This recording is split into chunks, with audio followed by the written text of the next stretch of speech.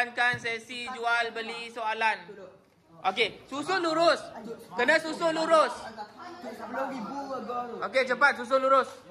Baru nampak. Kalau awak tak susun lurus, mana nampak? Okey, dah sedia untuk membeli. Untuk membeli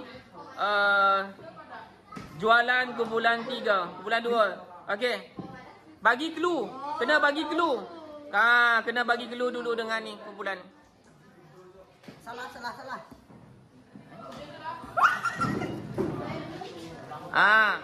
Apa clue dek Naim? Apa clue kumpulan awak dek? Clue-nya apa? 5 hukum. Betul tak? Betul tak? Betul.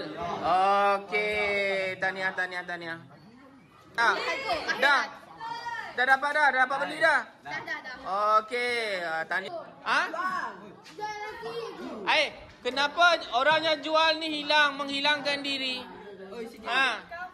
Kumpulan 3 dah berjaya membeli. Bagilah clue, tanya clue. Apa cluenya? Tanya clue. Kalau tak ada clue tu tak berjaya nak ni, minta lagi clue supaya awak berjaya beli soalan mereka. Janganlah tolong kumpulan 3 sendiri tolong. Memang kumpulan 3 pun Airil. Apa cluenya tek abang? Abang atau tek tu. Abang madah tek apa? Depan kaf, belakang kaf. Benda tu.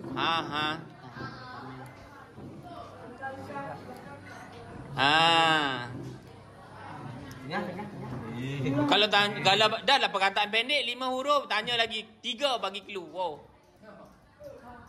Apa tu? Gagak. Oh, gagak indah. Dua kaf. Tekan kaf.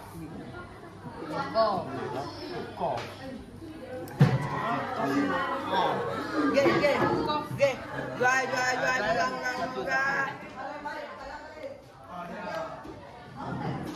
Okey. Laju. Apa tu? Apa perkataan itu? Kita.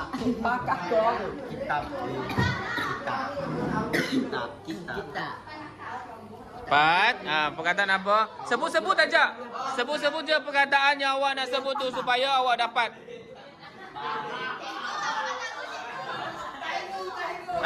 Okey, apa perkataan yang ni?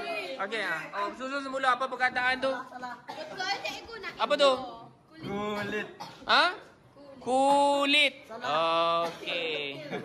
Soalan yang tidak berjaya dibeli, kita akan lelong dekat depan ini untuk kumpulan lain beli. Okey, ada 20 saat lagi kumpulan 3 untuk menyelesaikan pembelian mereka. Kalau tak berjaya, saya akan lelong dekat depan soalan tu. Cepat. Betul tak? Ya Allah, banyak-banyak perkataan dalam buku teks ketiak. Allahu Akbar.